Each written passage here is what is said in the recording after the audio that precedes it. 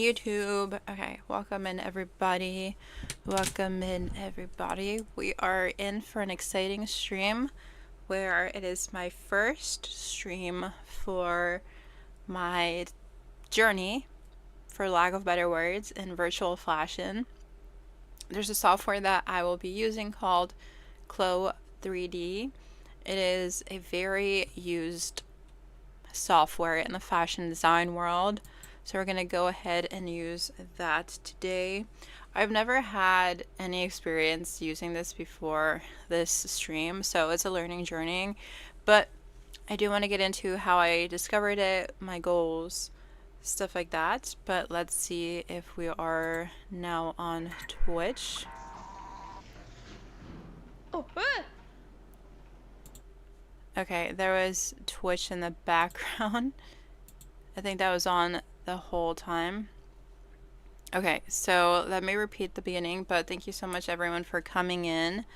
I'm super excited for everyone to jump in and learn about virtual fashion. So I'll be using CLO3D. It is my first time doing this. I'm kind of nervous, not gonna lie, but we'll get into it, see how hard it is, how easy it is to learn. I'm sure it's not that bad, and there's a lot of YouTube videos, so I'm kind of confident that I will know how to use it. But my goal today is to learn how to make sustainable fashion underwear. So that is what I will be learning and doing today. But basically, CLO3D, if you're unfamiliar, is a industry standard fashion design software, and it's used for design development.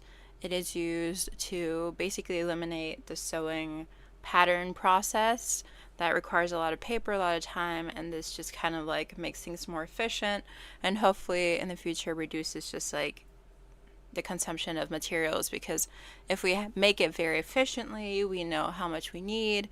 We're not going to be, obviously using a lot of materials to figure that out in the process. That's the goal. And also, I think it's just good to like know how 3D virtual worlds function, especially in an increasingly tech-driven world. I think a lot of brands are already using this software out of a need to save money for quote unquote efficiency. So if you're a fashion designer and you want to learn how to use this software, I think you should tune into these live streams and learn with me. I'm not going to pretend to say I'm an expert. I'm not going to pretend to know anything. I think the best way to learn is to try it out yourself and to make mistakes and ask a lot of questions. So I'm not coming in as an expert. I'm not coming in as this like teacher. I'm not coming in as a expert fashion designer. And I think one of the biggest things I like to remind people is that no one's an expert. You can have a million certificates, a million degrees, a million years of experience, but we're human and that makes us imperfect. And so that nulls out the fact that we can never be perfect. We're never perfect and we're never experts because we don't ever know everything in this world. You may have a very good handle in a software and you may know a lot about certain things, but I think we can always just keep learning and asking questions. So even if I had spent like 1,000 hours doing this, like I still wouldn't want to be called a teacher. And hopefully, yeah, this just becomes a space where you can like just rewind the live streams and kind of like take something away from it. But from what I've seen, we'll be learning a lot about pattern making, about digital pattern files, how to modify patterns, the fit of clothing as well, learn about fabrication, and then just play around with colors, prints, and graphics. So it's super exciting, super exciting. I love virtual worlds. I think this is just a good combination of like all my interests of like pattern making, fashion design, trying to make things sustainable, animation I love as well. And like softwares are needed for so many different things in our world today. Like even just this live stream, I needed like 500 softwares. So, but let me check the audio because it is a bit rough to figure out right now. And like softwares are needed. Okay, so I figured out the software for YouTube. It is playing. All right. Um, it's so interesting because I'm going to share my screen about what I've just found. I'm going to move myself up over here. But look, so actually the new school offers a course in this, but it's so expensive. I'm not going to do it. If you want to do it, go ahead and do it, but it costs almost $4,000 to take an online class, and you'll learn like the fundamentals and stuff, but it's like I don't have $4,000, so I'm going to learn this by myself. And listen, like if I do these streams like twice a week, I'm already going to have enough hours like this. 3 to 5 hours that they say that we should be doing for a year. Man, I'm going to be on here for like 500 years. But I mean, I feel like we can just play around with the software. You don't have to go to any school to learn any of this, but sometimes it just helps to like go to quote unquote Parsons and learn this and have a guided class sort of thing. But I mean, this is something if you want it, but it's definitely not needed to learn CLO3D. So if you just go to clo3d.com/learning, this is what comes up, and it's open to everyone. Like you have the chance to choose if you're an enterprise, an academic, or an individual, and you can just go from there, and the prices vary from there. So if you want to like take this on with me, like go ahead, because I'll be doing these little design adventures most likely on Saturdays. I just had to do it today because I was off this week. Okay, so for the individual, I do want to go for pricing. So the pricing is over here. So if you're a student right now, it's actually a bit cheaper. It's $25. It's not giving me the access for it because it just knows for some reason that I'm not a verified student.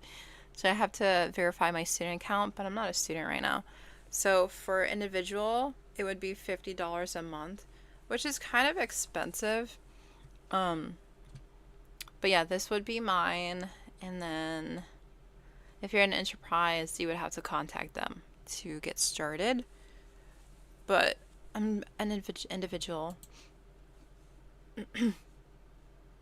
Today, I'm not going to sign up just to keep my personal details secure. But yeah, there's so much stuff here already. Like on the website, there's so many tutorials. Like there's so many videos that you can watch. And this is Beginner's Guide to CLO. And it's just a playlist. I'm going to go ahead and save it. But it's free. And it shows you like the skills you'll need to use CLO. And it includes a lot of things like the foundations, how to edit shapes, how to edit patterns, how to clone, trace, superimpose, stuff like that. It's a whole playlist, and they have more playlists as well. So I see myself watching these today and then going on and doing the other things, because you do have a tutorial workshop section. No, it's not that. It's like a whole academy. Yes, this one. So you have to log in, obviously, but every course costs different amounts. So this is a course for $250. Again, a bit pricey. My face is covering it. Let me move myself over. Okay, so you can see the prices now. But yeah, it's kind of pricey. I feel like the tech world is a bit of a complicated space, so there's not a lot of like people teaching it for free, so they get to like charge whatever. But if you want to learn how to make like a sports coat, or you want to learn how to make a button-down shirt or a handbag or whatever, like they have those courses there. But if you watch these live streams, you'll be able to learn with me for free. So that's like a perk. That's one of the perks.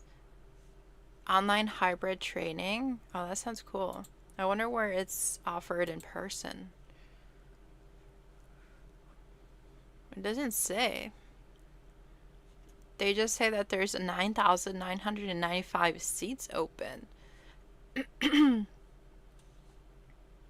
Interesting. So it's not Really hybrid?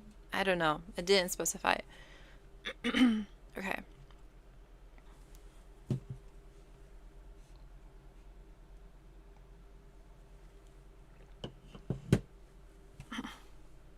Okay, so this is what we're working with. I don't see any of interest, to be totally honest with you, and I'm not willing to pay the price right now to learn through paid classes.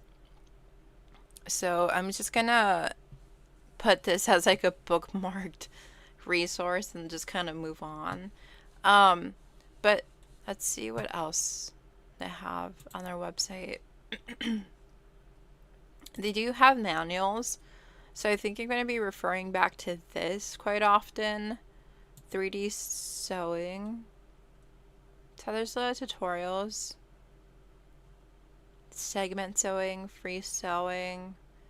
So yeah, a lot of free resources that we should take advantage. But I mean, I'm excited. This is my first time doing any of these things, and I think we just have to start somewhere. So it's gonna be a little series. Hopefully, in the end, I can make underwear. So I think maybe we should just start watching some videos with underwear design on CLO3D because honestly, my goal is to make sustainable fashion underwear. I feel like a lot of times we don't buy use sustainable fashion underwear, which is wait, what did it say? Often enough, we don't buy used underwear. Like we want to buy sustainable fashion underwear. So I feel like in the interest of people and like what they're doing already, I would want to offer like a very cheap sustainable fashion underwear option for them made from like dead stock materials. But I don't know how to design them, and I would need a pattern, so that's what we're doing today. But yeah, I've never bought used underwear. Never, never, never. Never, never, never. Claudius design. Okay, so underwear CLO3D design is what I looked up. Oh my god, I'm the first thing that pop-ups. I'm the pop-ups. Pop up, pop up. Okay, so how to make underwear from Pinterest pattern. CLO3D tutorial. So let's go ahead and watch this.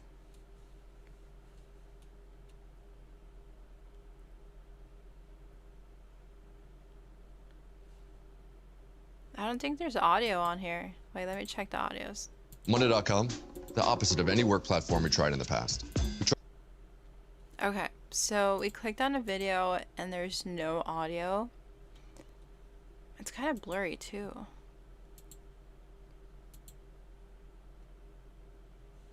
Uh-oh. The thing is, it's gonna be hard not to have this be demonetized. Okay. So it doesn't really help that they're not giving us the pattern, but I can see what they're doing. They're copying the pattern that they found online and then tracing it. Okay.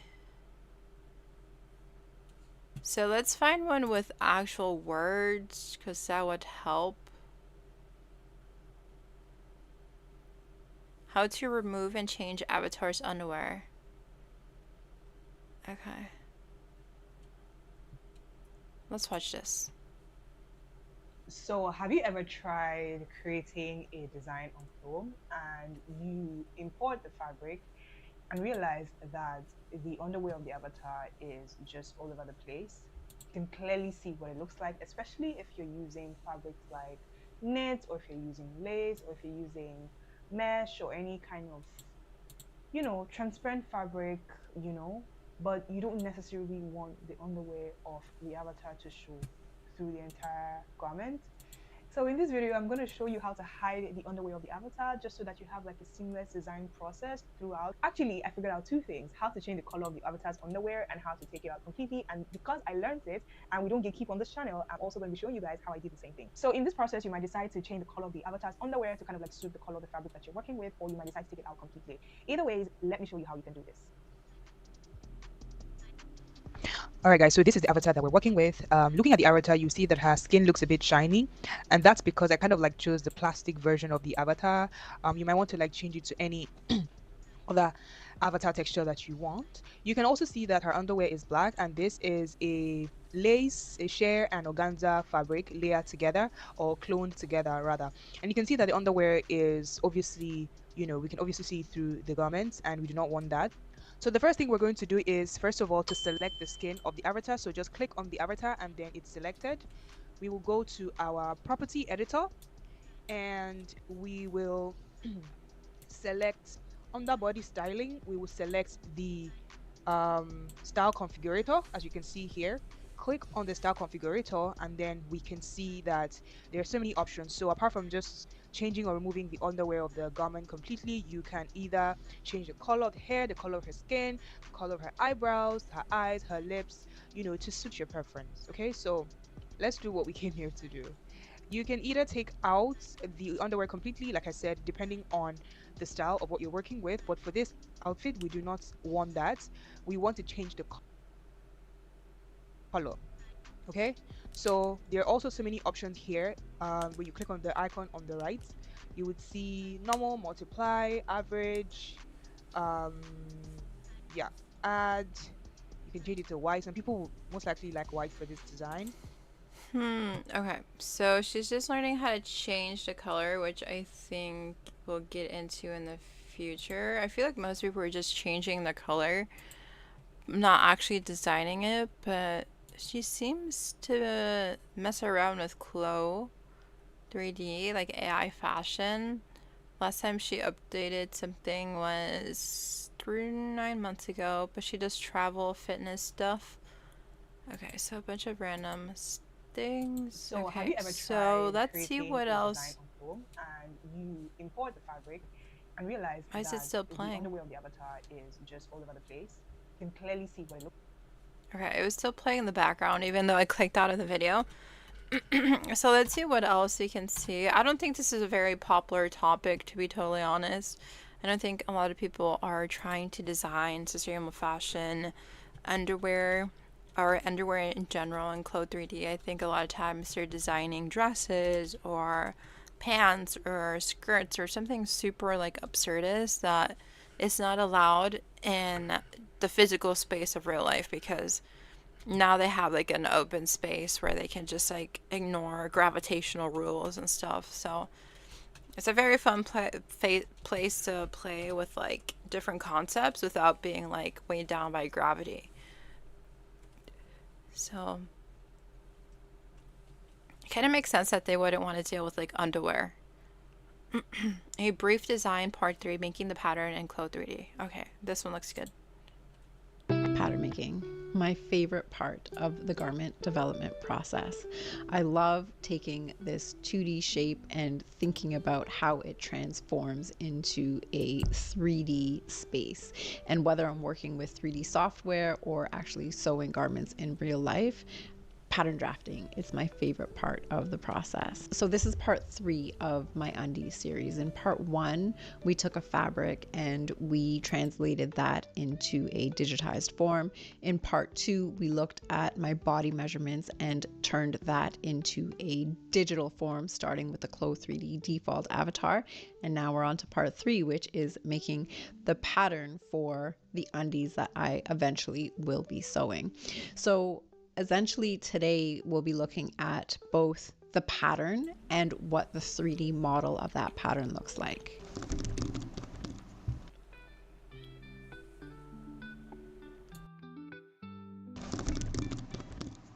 So I won't actually be drafting from scratch in this video. What I will show is how to bring patterns into Clo3D and then understand how that pattern relates to the 3D shape and the fabric that you're working with. I did learn how to draft from my friend and mentor, Sophia Luzon, who has an incredible course specifically about using Clo3D to draft underwear, starting with measurements, which I highly recommend. And I'll make sure I link that in the information box below. And if you're looking for a book recommendation, this is one. I always have it on my desk. It's Underwear Pattern Making for Underwear, designed by Christina Shin. And I always kind of have it around for. Wait, I think I need that. Wait, what was the book again? Oh my gosh, she even has a little thing called I Love Chloe. Okay. What was the book? Pattern Making for Underwear Design. Is there a link down over here so I don't have to like type it out?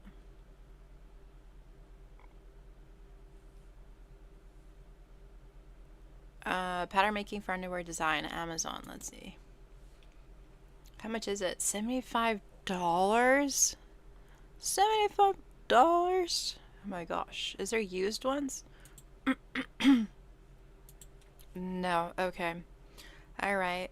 Pattern cutting for lingerie, beachwear, and the leisure wear. Bare Essentials Bras, Third Edition Construction Pattern Design for Lingerie Design. Ooh, these are good books. I didn't know. I didn't realize there's pattern making books for underwear design. This is a revelation. Okay, perfect. Also, if you guys are not aware, my dream is to one day have a sustainable fashion underwear brand that sells like bras and camis and briefs and socks. So this is like literally my beginning in my sustainable fashion world. I've always wanted to be a fashion designer, so I feel like this is long overdue. Like I initially went to school for fashion design and then I changed my major over to fashion merchandise because I ended up double majoring with business. I thought that would make more sense to have my own business in the future. And now I'm like finally like trying to like see what to do with fashion design, and this is just perfect. So I'm definitely getting this pattern making book for underwear. This is great. This is great. Okay, perfect. We grabbed the perfect YouTube video to learn from. Underwear Design by Christina Shin.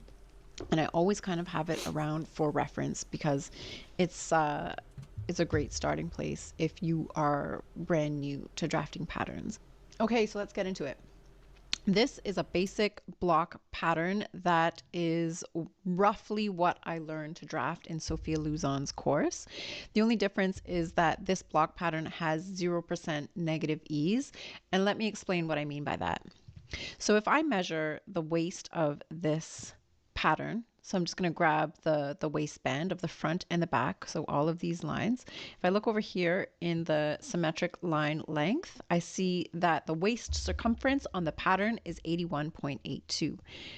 Now let's check that on the avatar.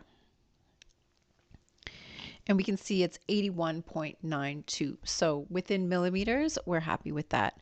So we know that the waist circumference of this pattern will match my waist circumference exactly. Now let's check the low hip circumference. Let's see what it is on the pattern.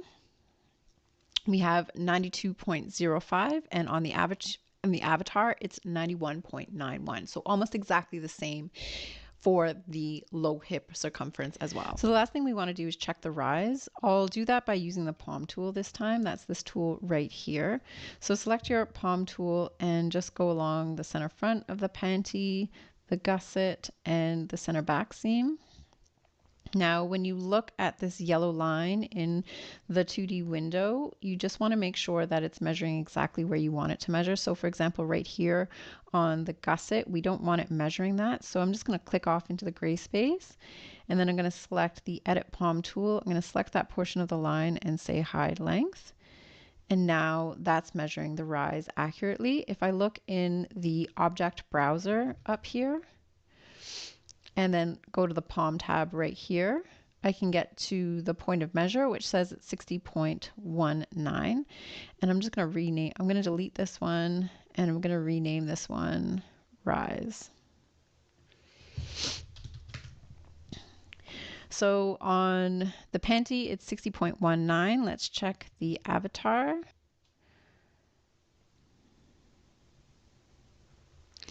We want this one right here, which you can see goes from the center back waist through the crotch, and you can't see it, but it does come up through the center front all the way up to the waist, and it's 68.82. So my rise is definitely short on this panty. So let's adjust that now. 68.82 8 to minus 60.19. So we need to adjust the rise by 8.63. And I'm going to bring back the panty. And you can definitely see that I need to increase it a little bit more in the front than I do in the back. So if I need to increase it by 8, I might increase it by 5 in the front and 3 in the back. So I'm just going to adjust it from here. I'm going to bring this straight down, holding the shift key by 5 centimeters. And then I'm going to do the exact difference, which was 68.8 to minus 60.19 is 8.63 minus 5.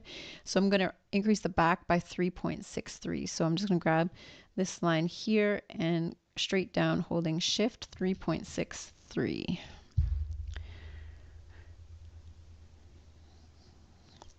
And then we'll just clean up these lines really quickly. So I'm actually just going to delete all curve points on this line and make sure that my front crotch still matches and my back crotch still matches, and my side seams. Let's make sure this curve fits nicely. So we just want a slightly smoother transition here. So I'm going to add a couple curve points. And then I'm going to just give it a slightly smoother curve. Then let's rotate that back along the grain direction. And then we can simulate, see how this is looking.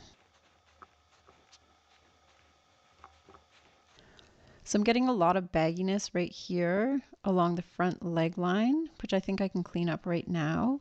So I'm just going to use my fullness line tool, and I'm going to start somewhere in the waistband. Sorry, not the fullness line. I'm going to use the fullness point tool, start about there on the waistband, come down to the panty.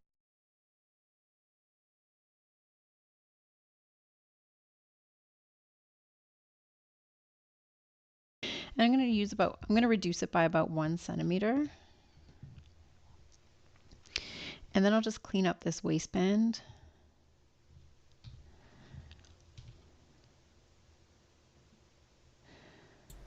And we'll see how that helps. Yeah, that's looking better. I have no idea what's going on. And I just have to bring back the... I feel like I don't even know the principles of the software, and we're already getting a tutorial on how to like actually design things, and I have no concept of fashion design for underwear. So like not knowing the software, not knowing design elements for underwear, and just being thrown into it, I'm just like staring into the abyss of like possibilities with no idea like how any of this works. So yeah, I think I got into expert level without really knowing like what I'm seeing, but this is good. It's giving us an idea how the software works. So I'll keep watching this and then maybe go to some like beginner videos to see how the software functions overall. This is so fascinating. I had no idea this was actually a thing. Elastic on the waist here.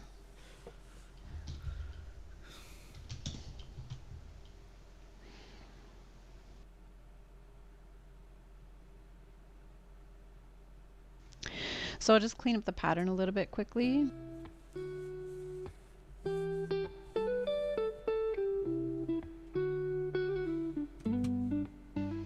I might add a little bit more fill to the leg right here.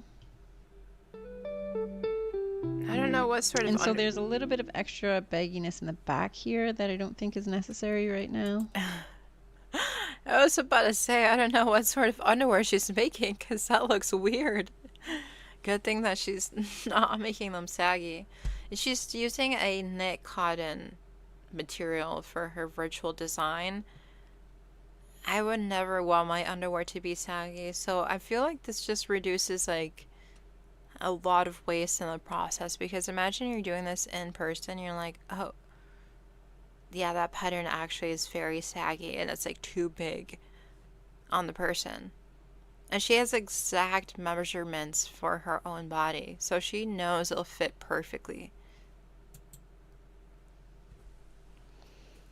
Now I know this this garment generally looks baggy, and like I said at the beginning, this garment has 0% negative ease, and we're going to add in reduction as we go along. This, what we're looking for right now is just like a rough first draft that equals my body measurements. So let's add in a little bit of reduction in the back here. So I'm going to use the same thing, the fullness point tool, and I'm just going to decrease the back a little bit here. I'm going to decrease it by, I think, 2 centimeters in the back. Again, clean up the waist.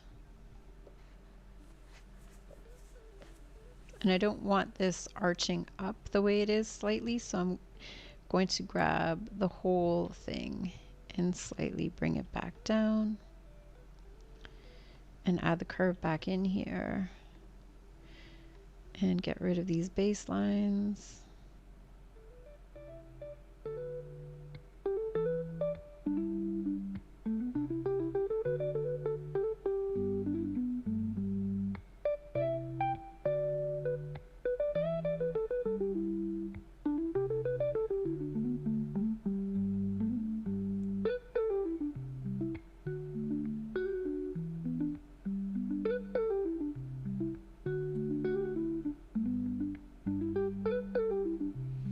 I have no idea what she's doing. Oh my gosh, this is fascinating. I feel like this is like a video game and you're actually accomplishing something.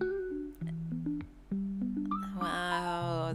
I feel like I'm gonna be so addicted to this software. Okay, so now we can double check the palm, which is 68.8, and on the avatar it was 68.8. So now our rise is good. So this means that I know that this pattern matches my body measurements exactly, and I'm confident to use it as a starting place to modify into a new style. Now, normally when you draft a pattern for a knit fabric, you draft it with a certain amount of negative ease, which means the pattern will be slightly smaller than the body because we're expecting the fabric to stretch to fit the body nicely. So I like to start with a pattern that has 0% negative ease so that I can really dial in the reduction I apply to the pattern based on the fabric that I'm using and also in consideration of the elastics that I'm working with. More on that a little bit later in this video. So this is the block pattern that I will be working with, but you might have a pattern that you already know works and you want to bring it into CLO. So there's a few different ways that you can bring patterns into CLO. And by the way, I've added time codes in the information box below. So Oh my gosh, she's the greatest YouTuber on this I've ever seen in my life. Trudy Gardner. Oh my gosh, I'm gonna be her biggest fan. She's so good at what she does. And she only got 1,583 views on it, and this was done in 2024. Wow, okay. Trudy, she is going to be my guiding light.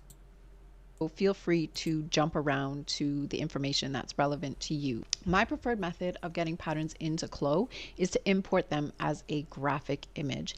So I just create a new pattern piece and I import the pattern as a graphic image.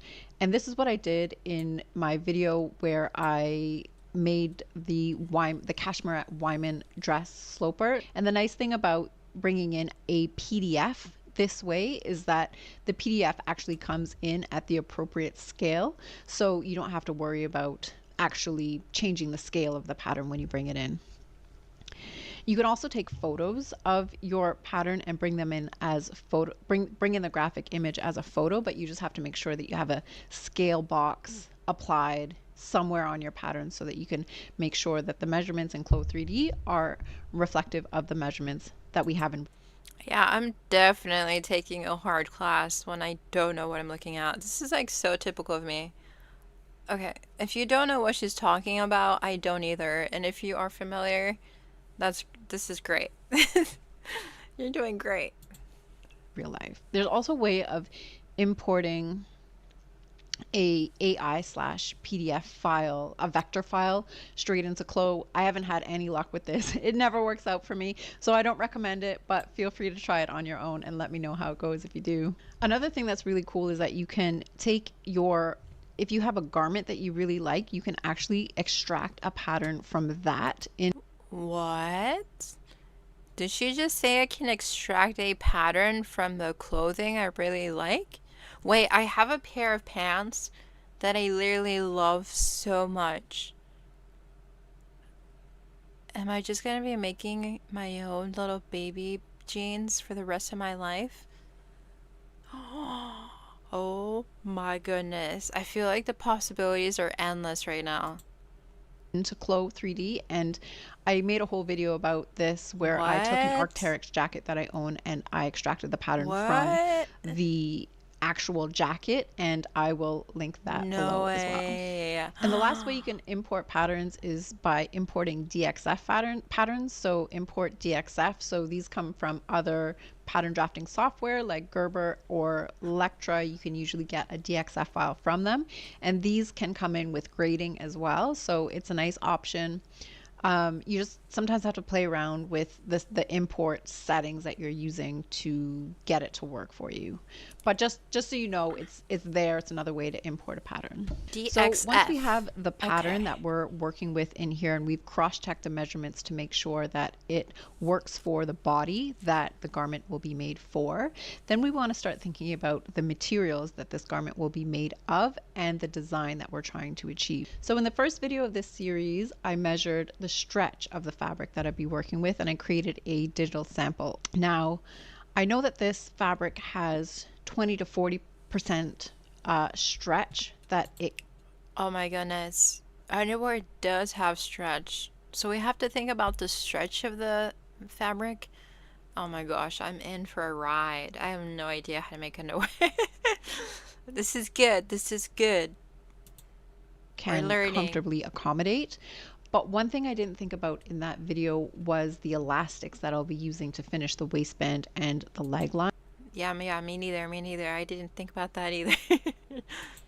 So this will have a big impact on how much reduction I apply to the pattern, because even though my fabric might have a comfortable 20 to 40% reduction capacity, the elastics that I'm using might not. So if I have an elastic that only comfortably stretches at 10% and I apply 20% reduction to the pattern, that's not going to be very comfortable. The elastic will be digging in. So I went back into my stash and I picked out these two different elastics. This one's a plush picot. It's a little bit fuzzy on one side and not fuzzy on the other side. And this one's a fold over elastic. I just sewed it down with a zigzag stitch in the way that I would actually sew it on the garment, so that I could take the measurement with the zigzag stitch and the fold over applied to it. Now for both of these, I decided that about 10% reduction would be a good amount, and I'm going to dive into this a little bit more detail, so just stay tuned for that. So now, since the elastic only needs a 10% reduction and the fabric I thought would use like a 20 to 40% reduction, I was worried that if I only applied a 10% reduction to the pattern, there might not be enough tension to hold the fabric nicely around my body.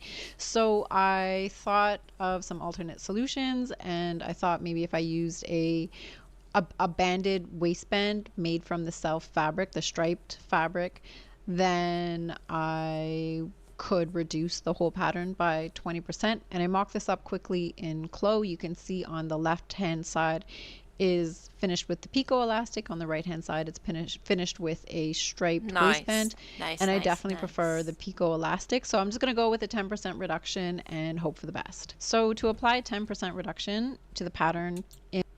Wow, that was like genius work right there. She was predicting everything. What the heck? Wait, let's see what other videos she does, because she was getting into it. She hasn't uploaded? Oh, okay, yeah, she has. 2 weeks ago. Okay. Alright. She has her own little website? Oh. Okay, so she does this for like a living, huh? So she does pattern making. Okay, all right. Photorealistic imagery for videos for marketing.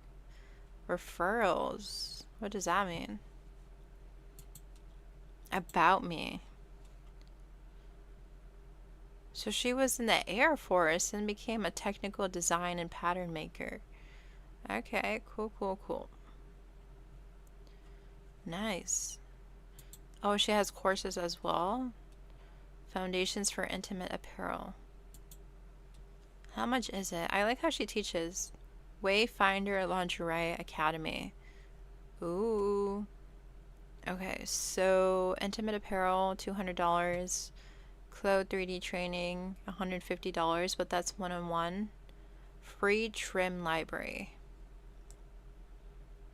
Okay, cool.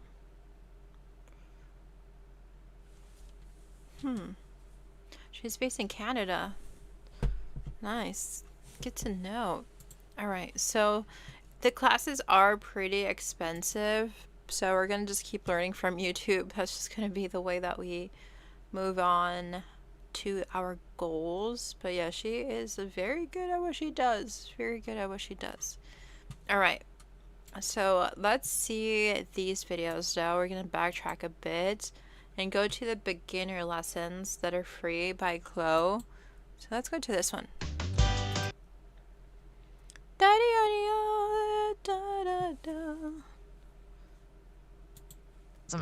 But I gotta find. Oh, that's an ad. That's an ad.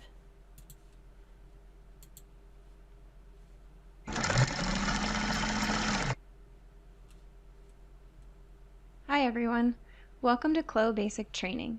This is the first in a series of videos designed for you to become proficient in CLO. We recommend that you watch the playlist from start to finish, but you're more than welcome to jump around to the topics that you want to learn. Yeah, clearly we went to a whole expert before the foundations. I feel like I'm in class. This is fun. I feel like we all need to do this if we're fashion designers, because I truly believe that brands are going to go towards virtual fashion design sooner than later, especially with AI being able to possibly make patterns if they're not doing so already. Each video has timestamps to allow you to skip ahead. For more advanced tutorials, please check out our tips and tricks videos. Let's get started. This is the CLO workspace. In the top left is the library. The library contains all the default assets that come with the program, things like avatars, garments, hardware and trims, etc. In addition to the default assets, you also have the ability to link folders from your computer into your library so that you can access things quickly and easily. To link a folder, click the plus sign in the top right-hand corner of the library. Then navigate to the folder that you want to add. You don't need to click into the folder, simply select it. Now my folder has been added to the bottom. Today I'm just like watching what they're doing, and then I think in the next live stream, like next Saturday, I will actually like implement these tutorials. So I'll just watch and then actually do it, because I don't know what they're asking for, what files they need. It's like they signed me up for something and I didn't know what pencils, what pens, what things to do, how to do it. Hardware and trims. Huh. What is that? Of the list of folders in my library. Oh. To the left of the Add button is the Download button. This button may have a blue dot beside it when you first download or update the software. The blue dot indicates that there are default library assets available that you have not yet downloaded. Click the Download button to update your library to the latest assets of CLO. To open a folder in the library, just double-click into it. The folder's contents show up in this area below. Double-click into the subfolders as much as you need. The folder icon at the top with the two dots beside it will take you back one folder. To open something from your library, just double-click on it or right-click and you'll get a set of options depending on what that file is. For things like fabrics and prints, you can simply click and drag and drop them where you need them to go in CLO. So this is the benefit, again, of adding your own folders from your desktop to have easy access. Nice, nice. Folders. That's the You secret can here. view all the library folders as icons or lists by clicking this button. When you hover your mouse over the edge of the library, you get an icon with 2 arrows that allows you to expand or collapse the library. You Oh, can fully collapse the library at the top right by clicking the arrow in the library bar. To get it fancy. back, click library on the black bar on the left. Nice. The shortcut for this is the letter Y on your keyboard. Y also brings the Why? library back. Library back. Why? Okay. If you make any changes to the folders linked to your library, click the refresh button here. This will update all the folders in your library to match those on your computer. The search bar on the left allows you to search by name for a folder or file within the folder that you're already in. This drop-down arrow allows you to sort your folders by category and arrange them in ascending or descending order. This is so convenient. I love this. Lastly, in the top right-hand corner is the reset button. This will take you back to the default library before you added any folders to it. Uh-oh. I don't want to do that. I'm just going to lose everything. To the left of center is your 3D window. This is where your avatar and your 3D garment will be. The toolbar at the top are all of your 3D tools. To the right of center is your 2D pattern window. Your 2D pattern and your 3D garment are one and the same. Each respective window just allows you to view it in different states. The toolbar at the top of the right window are all of your 2D tools. If you hover the mouse over the center, you get the icon with the 2 arrows that allow you to adjust the size of the windows.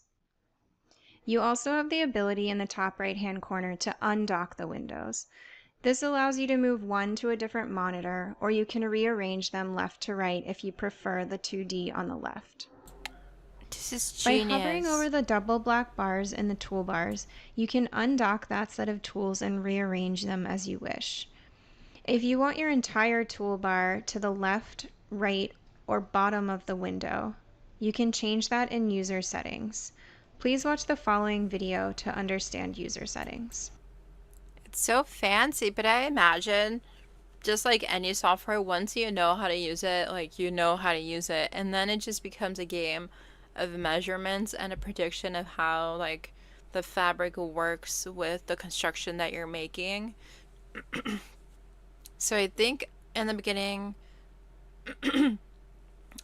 I'll be using a lot of like basic patterns that are already established for like underwear, for example, and I'm sure I'll be experimenting with like dresses and stuff like that to learn like pattern making a bit more. But I think the hardest thing as a fashion designer is understanding patterns, knowing how they work together, and then creating your own thing after that. Because all my life, all I've ever done is copy the pattern that's been packed into the envelope that you buy from the store. And then like the hard part is like figuring out like does part 1 go to part 2, making sure it's perfectly sewn together with like the curves and like all the darts and stuff. So like to understand the actual like creation of the pattern, this is like revolutionary. I don't even think they taught fashion designers how to do this. Well, maybe they did, but I wasn't in the classes.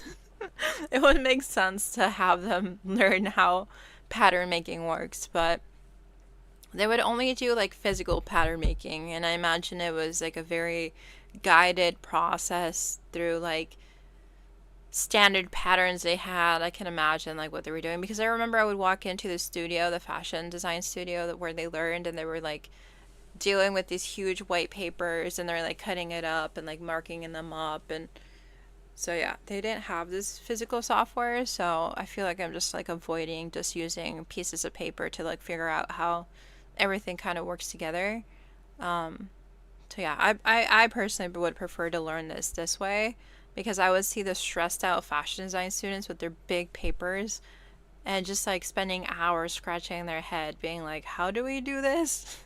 Because usually the classes were just an hour, and then they would be, you know, forced to do homework, and they would have to like figure out the pattern and design their own pattern, and they would just spend like hours in the studio. Like I would walk in at like 10 and they were still there at 5 p.m. I'm like, what are y'all doing? But yeah, it's a struggle to learn fashion design. It's very complicated. It's literally trying to fit puzzles together and then making like a whole piece work. So this is exciting. This is really a game. You just gotta press the right buttons, and then hopefully like it all molds together based on the outline, the body basically. At the bottom right-hand corner, there are buttons to see only your 3D, only your 2D, or both windows at the same time. The button on the far right is your reset button. This is going to reset the layout to the default arrangement. Oh, object browser. The window in the top right-hand corner is the object browser. This is essentially like your bill of materials. It houses your fabric, button, buttonhole, top stitching, puckering, and grading. If you click on something in the object browser, its properties are listed below in the property editor. The Scene tab will be familiar to you if you have worked in other 3D software. This allows you to navigate to really specific parts of your 3D garment or avatar that you may otherwise have trouble getting to. Things like eyes, eyelashes, and other properties that you may want to edit. As I mentioned before, the property editor displays all of the properties of what you select and allows you to edit them. This is true of things within the object browser, as well as anything that you click on in the 2D or 3D window. Pretty much everything in the program will have editable properties. Everything You want to can play be like this? everything can be messed with. I feel like that's what causes us to be able to design the most like surrealistic things ever. There's like no limits whatsoever. So we've been through all the main windows and configuration of the layout. Now I want to show you a few extra things. On the far left sidebar, you'll find your file history. This will show you the history of everything you've done since you opened the file. This is useful if you need to go back really far. Here you can find exactly the point you want to get back to without having to edit undo until you find it. 3D State allows you to set a point in the file that you might want to get back to easily. Let's say you're happy with where you are and you'd like to try a bunch of steps but aren't sure if you're going to like them. Click this button to save your 3D state and make it easy to return to that point. By right-clicking, you can delete a 3D state or rename it. You can also rename it by just clicking in the text. You can save multiple 3D states throughout your file. Note that the history and 3D states do not save with the files. They are things that are created only while you're working in the file for as long as you have it open. Close the history by clicking on the arrow in the top right-hand corner. So you can save different states while you're working on it, but it's not gonna save after that work session. That's kind of evil. Ugh. I can't go back after 3 days and remember everything that he did in the past, and all my states are done. Ugh. Oh my gosh. Also in the left sidebar is the modular configurator. This is a block library that allows you to mix and match different parts of a garment and create a block to work from. Check out our tips and tricks videos for a more in-depth look at the modular configurator. You'll notice after clicking into it, even if you don't use it, you'll get these gray squares in your 2D background. Right-click in the 2D background and select Remove Modular Relationship to get rid of these. Lastly is the menu bar across the top of the workspace. Each menu has a drop-down of options. Under File, you'll find all your saving, importing, and exporting options. Edit will give you editing options that would otherwise be accessed with quick commands or by right-clicking. The 3D garment, 2D pattern, sewing, and materials tabs are all alternative ways of accessing tools and options that can also be found in your toolbars or by right-clicking in the 2D and 3D backgrounds. The avatar menu gives you options for editing your avatar. Some of these options can also be found in the 3D toolbar. Render is going to take you to the internal render engine or allow you to render via closette. Display allows you to hide or show different things in your 2D or 3D windows. Most of these options are also located in the vertical toggle menus in each window. I'll go over these menus in full at the end. Preferences allows you to customize settings within the program, like I feel like her voice is like progressively getting softer and softer. So if you can't hear the video, it's literally me trying to like figure it out with you guys, because it started off strong and then her voice has been fading. And she really does have a very low monotone voice, so it's kind of hard to kind of stay listening. So sorry for the weird audio that's going on in the video. But this is literally what I'm realizing. It's virtual fashion design. I know I said this, I know this is what it's for, but like just learning about all the buttons and all the different features, this is so exciting, because I am not someone that is really into games. I'm not into fashion games. Like, it would be surprising to admit, but I'm not into fashion games. I think it's pointless often enough. Like, there's no goal. But with this, I feel like it's a game, but like you're still doing something practical. And that's what I look for. Something that's, yeah, kind of like fun. You get to learn, you get to experiment, you get to press the buttons, but you're still like making something. So it's super exciting to finally learn how to like fashion design, especially if I want to make like a, a underwear brand. So yeah, hopefully you guys like feel inspired to do the same, to experiment and like learn about patterns, because even if you're just like working in, let's say, like business, or I don't know, like you're studying medicine, like these are things that still impact you because we all wear fashion. So yeah, I would definitely recommend like playing around with it, seeing how things work together with our pieces, our items. Let's say you have a favorite sweater, you can try to learn how to like take pictures of it so that you can make a pattern of it, and then keep making that sweater that you love, and you don't ever have to wear anything else except your handmade beloved sweaters, just a clone of the original. That'd be so cool. Can you imagine the possibilities? The clone of the clone of the clone of the clone. your gizmo, simulation properties, fit maps, or camera properties. Many of these options are also available by right-clicking in the 2D or 3D backgrounds. Settings will allow you to change your language, adjust user settings, access a plugin, or log out of the software. Help is going to give you options for accessing information to help guide you in using the program. In the top left corner of the 3D and 2D windows, you have vertical toggle menus that allow you to hide and show different attributes within those windows.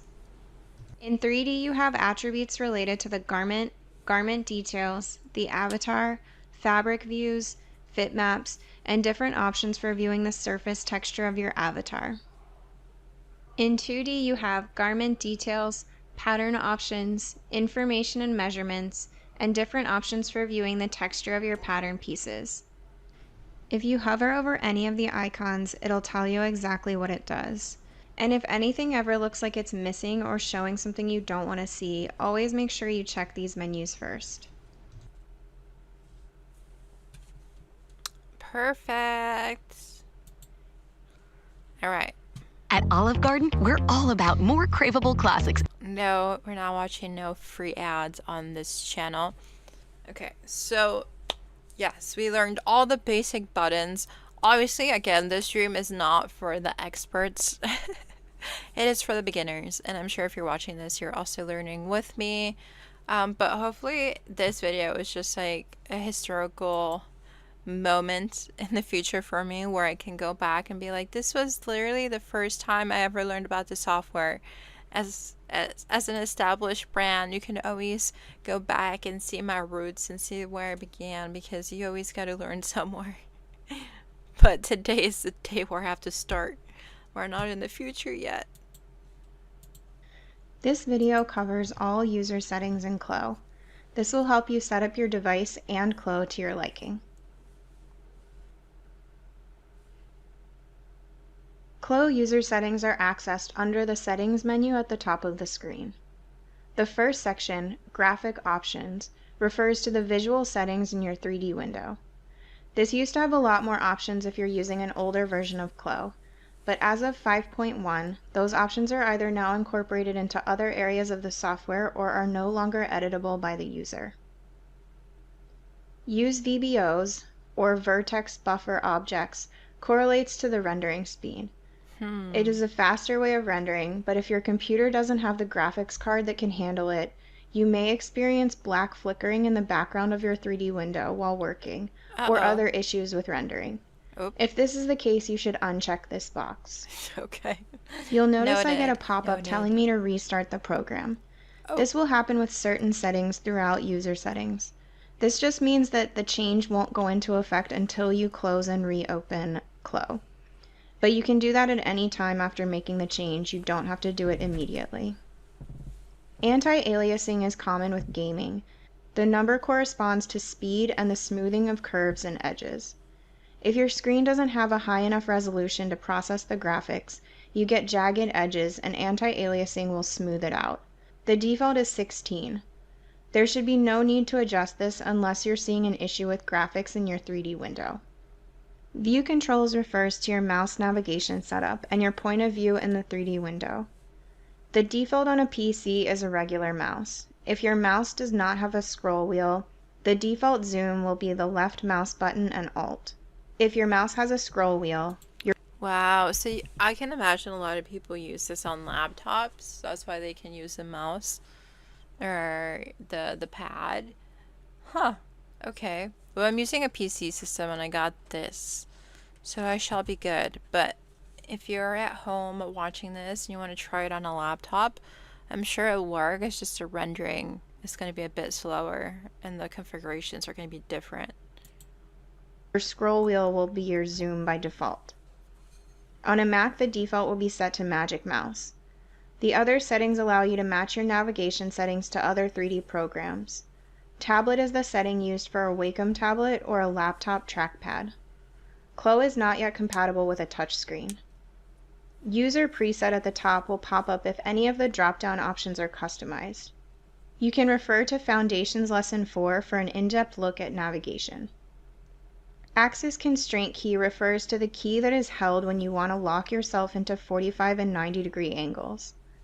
This might be locking your axis of rotation in the 3D window, or used when pattern editing, among other things. By default, the key for this is Shift. You can choose different keys from the drop-down menu.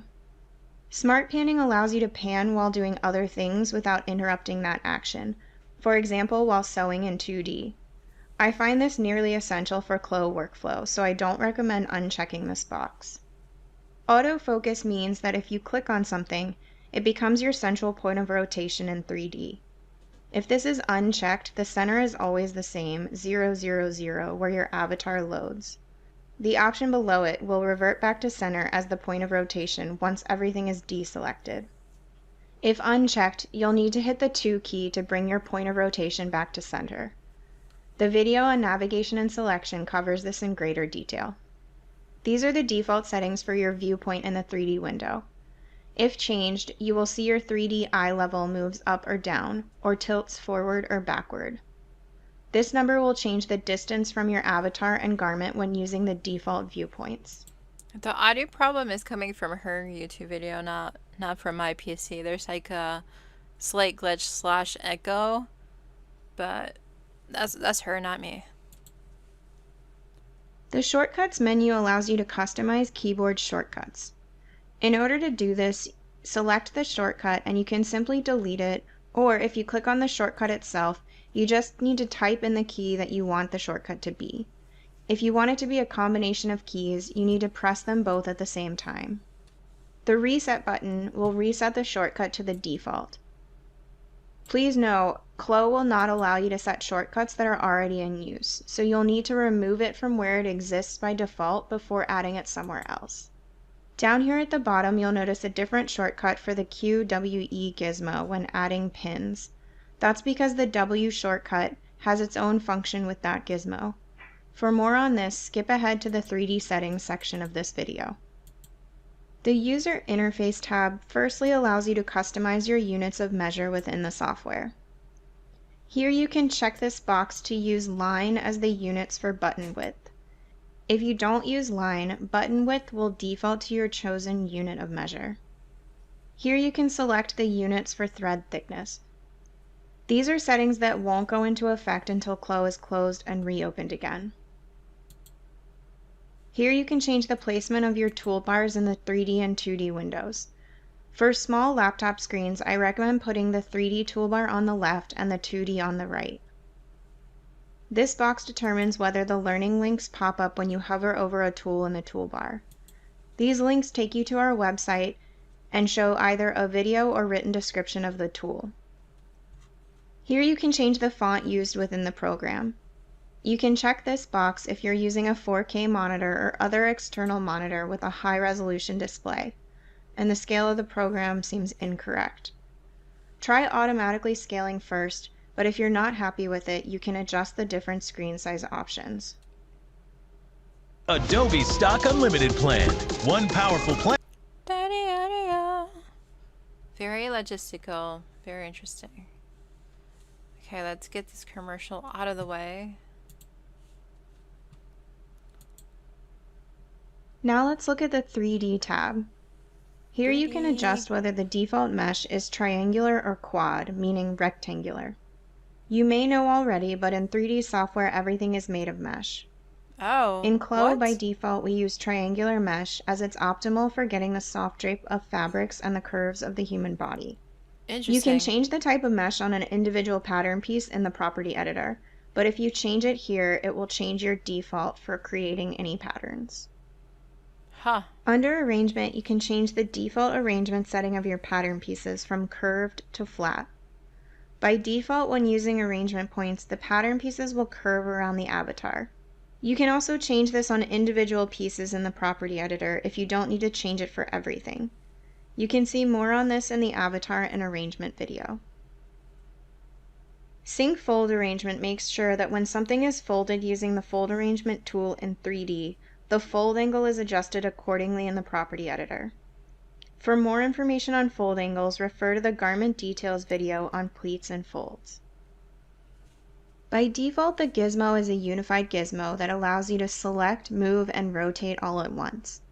If you select divided gizmo, you'll need to hold the Q key to select, the W key to move, and the E key to rotate. Remember, if you select this gizmo, the keyboard shortcut for adding an individual pin will have to change. In the 2D menu, you can adjust the default particle distance, which is set to 20 millimeters. For more information on particle distance, watch the Foundations Lesson 7 video. Okay. Checking this box means that when you cut two patterns apart in the 2D window, they will automatically shift to put a small space between them. If unchecked, they will stay touching where they are cut. These two options mean that either your pattern notches will visually get bigger as you zoom out in order to see them from far away, or they will stay the same size and be to scale no matter how you zoom. Now I'm in Other Settings. Under Modular Configurator, this setting, when checked on, will allow you to change seamlessly between blocks when the naming convention has been set up to do so, like going from a single to a double-breasted jacket using the same sleeves. When unchecked, switching from one block to another will require you to start over. This option below will maintain your fabrics between blocks if you've already set those. These settings are for connecting directly from CLO to a plot.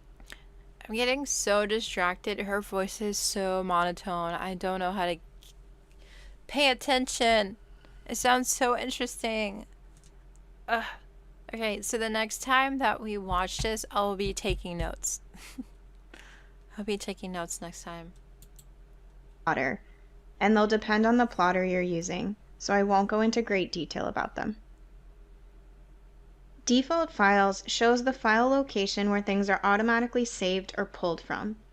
You can adjust the file path by clicking the folder icon, and you can reset back to the default folder by clicking the arrow.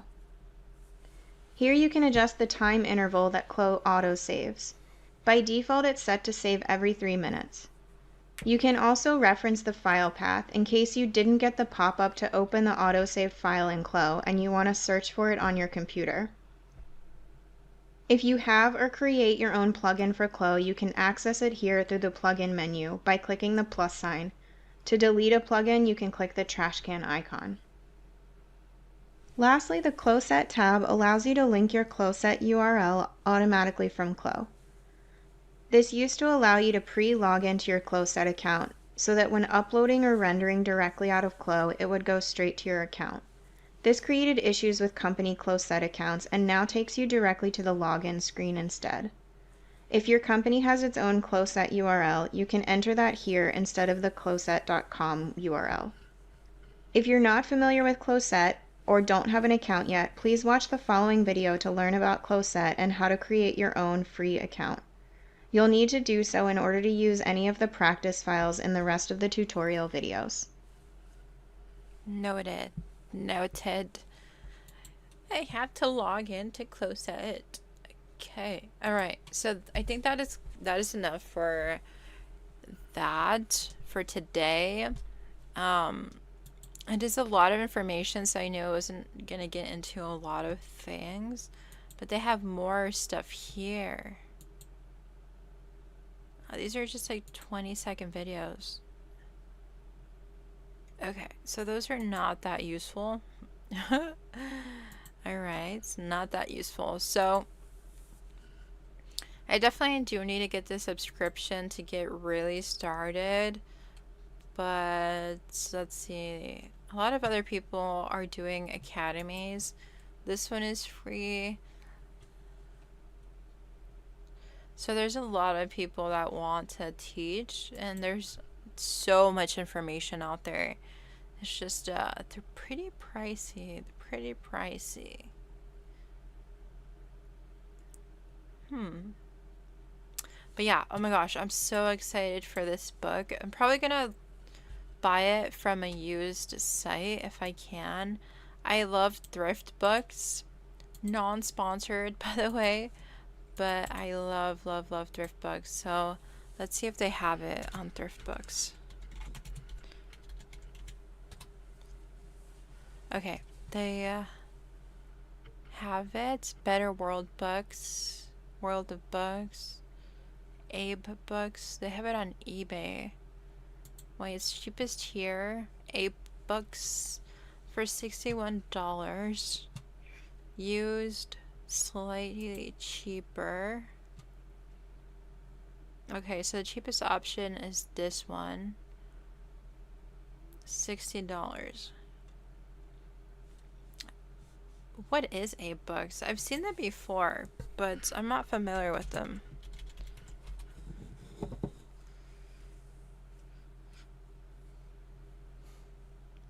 A e-commerce global online marketplace with 7 websites offer books. Nice. Okay, that offer cheap secondhand books in dozens of languages. So I think I'm gonna go with them versus buying it new on Amazon, and I think that will really help me learn about pattern making, because I do think you need a sense of fashion design to understand the software a bit better. Okay. Yeah, no wonder people are paying $4,000 to learn the software. That's clearly complicated. Okay. But Trudy seems so legit. She seems so down to like help. What else does she do? Bras. Okay. We'll be learning about bras in the future as well. More underwear design. Okay, perfect. Perfect. What else? What else? Zippers. Nice. Lingerie. Okay, perfect. She's been doing this for 4 years. Oh, wow. But she did her first tutorial around 2 years ago. Well, she had the workflow, but the tutorials were like 2 years ago. This has been fairly recent. Cool, cool, cool. She has a podcast? Wait, where's her podcast at? She has 36 episodes out already. I don't see the other ones. Where's the other ones at? I don't see it.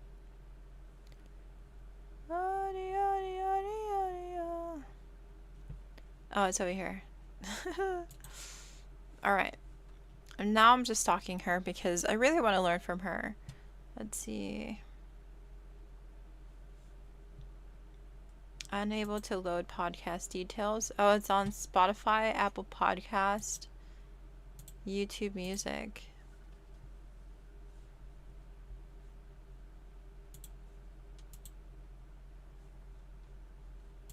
Okay, that didn't work. It's on Spotify though, which is exciting. Definitely need to listen to more Spotifys that are thought-provoking. And she does them frequently. The last time she uploaded was on the 31st. Explores how to make bras, stuff like that. Okay, perfect. I'll go ahead and listen to that today. But honestly, I think this is gonna be it for this live stream. There was a lot of good information. I'm gonna take a photo of this book so that I can remember to order it. But thanks so much for joining in. If you joined in today for this stream, it was just a general stream, learning how to use the software. Definitely going to make it a series because, again, look at all these videos. These are so many videos. But if you liked it, feel free to like the video. And next time, I will be actually set up with CLO3D. I'll have the normal membership of $50 a month. And we will really follow along the training. Really take notes next time. So it's probably going to be like a Sunday or a Saturday that I do these videos, just so that I can spend quite a bit of time on it. But I do have to head off to work, so I don't have a lot of time today to like actually sit with this. Such is life when you work. But yeah, thanks so much for joining in, hopping in, and have a wonderful, wonderful Monday. Until next time, bye. See ya later. See ya later.